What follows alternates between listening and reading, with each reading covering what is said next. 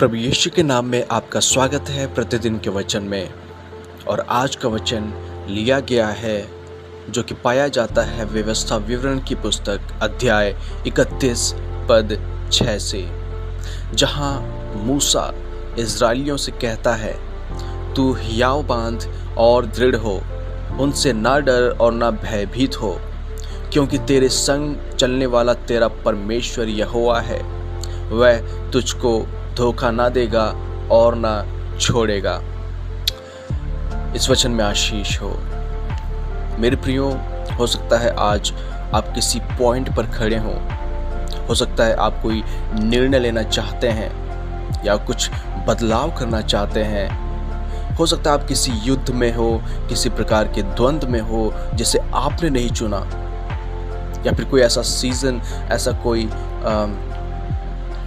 ऐसी कोई दुविधा है जो आपको डरा रही है। आप इन इज़राइलियों की तरह उस यरदन नदी के पास खड़े हैं, उन दानवों को देख रहे हैं, उन बड़े बड़े दीवारों को देख रहे हैं, और आपको लगता है कि शायद परमेश्वर की जो प्रॉमिसेस हैं, परमेश्वर की जो वायदे हैं, वो विश्वास योग्य नहीं है। It's hard to believe, you think like that. परंतु मूसा यहाँ कहता है कि तू हियाव बांध और दृढ़ हो, उनसे ना डर और ना भयभीत हो। मेरे प्रियो, यहाँ मूसा उन्हें ढांढस बंधा रहा है। उन्हें ये कोई सजेशन नहीं दे रहा है, उन्हें कोई सलाह नहीं दे रहा है, बल्कि ये उन्हें आज्ञा दे रहा है कि तुम मत डरो।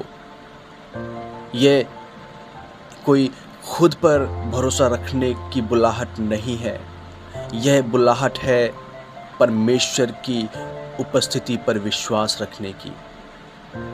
ये बुलाहट है डर का सामना करने की।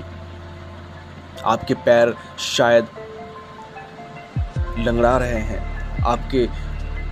आपका मस्तिष्क शायद आपको डरा रहा है, लेकिन यहाँ जो बुलाहट है वह परमेश्वर पर भरोसा रखने की है।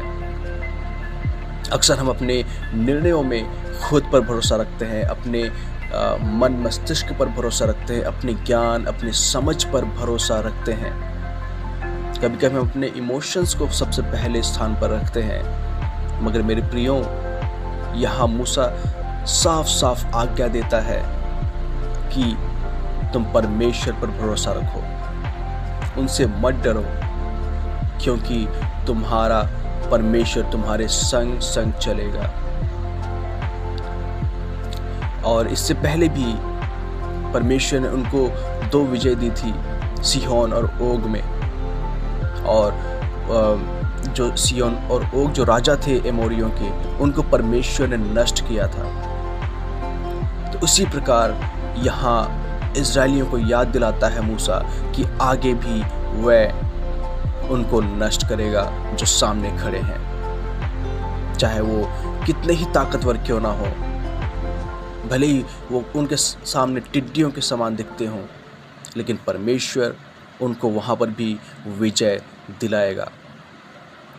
मेरे प्रियो, यहाँ पर मूसा अब जो अपना उत्तराधिकारी चुन रहा है वह यहोशू को चुन रहा है।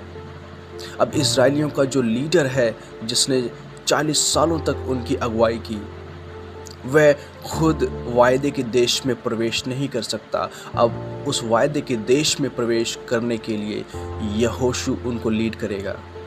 उनका लीडर चेंज हो गया है, लेकिन एक लीडर ऐसा है जो कभी नहीं बदलेगा। वह हमारा परमेश्वर यहोवा है। अपना भरोसा सिर्फ और सिर्फ परमेश्वर पर रखें मेरे प्रियो। अपने सांसारिक लीडर्स पर भरोसा मत रखिए, अपने सांसारिक ताकत पर भरोसा मत रखिए। अपना भरोसा सिर्फ और सिर्फ परमेश्वर पर रखिए, क्योंकि वही है जो ना हमें छोड़ेगा और ना त्यागेगा। ये वायदा ना सिर्फ इज़राइलियों के लिए है, परंतु हम जब नया नियम पढ़ते हैं, इब्रानियों की पत्री अध्याय 13 पद 5, वहाँ पर भी पौलुस हमें परमेश्वर के इस वायदे को याद दिलाता है कि मैं ना तुझे छोड़ूंगा और ना त्यागूंगा। आप जो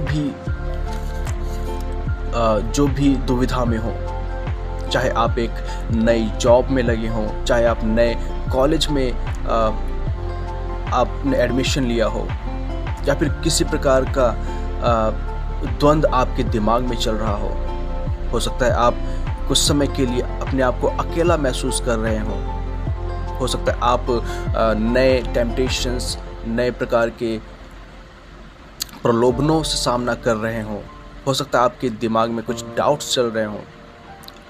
इन सभी दुविधाओं में इस प्रॉमिस को याद रखिए जो यहाँ मूसा करता है कि तू हियाव बांध और दृढ़ हो, उनसे न डर और न भयभीत हो, क्योंकि तेरे संग चलने वाला तेरा परमेश्वर यहोवा है, वह तुझको धोखा ना देगा और ना छोड़ेगा। आइए प्रार्थना करें। धन्यवाद स्वर्गीय पिता, धन्यवाद इस सुंदर वायदे के लिए, धन्यवाद आपके विश्वास योग्यता के लिए कि आप हमें हर एक सिचुएशन में हमारे साथ हैं। पिता, सचमुच हम अक्सर डरते हैं, हमें हमारे जो ऑब्स्टिकल्स हैं वो बहुत बड़े नज़र आते हैं, लोग बहुत ताकतवर नज़र आते हैं और दुख भरे दिन काफ़ी लंबे नज़र आते हैं, और जो डर है वह हमारे कानों में फुसफुसाता है कि तुम ये नहीं कर सकते, तुम ताकतवर नहीं हो, तुम तैयार नहीं हो। पर आपका वायदा कहता है कि आप हमारे साथ हैं, आप हमारे संग संग चलने वाले परमेश्वर हैं। धन्यवाद पिता इस वायदे के लिए। पिता, होने दीजिए आपका ये वायदा हमारे हृदय में, हमारे मस्तिष्क में रूल करे। होने दीजिए आपका वायदा हमें ताकत दे, हमें ढांढस दे, ताकि चाहे जैसी भी सिचुएशन हो उसमें हम आप पर भरोसा रखें, ना कि अपनी ताकत पर, ना कि संसार पर, ना ही अपने ज्ञान पर। अनुग्रह दीजिए पिता परमेश्वर। प्रार्थना मेरे उद्धारकर्ता प्रभु यीशु के नाम से मांगता हूँ, सुने और ग्रहण करें। आमीन।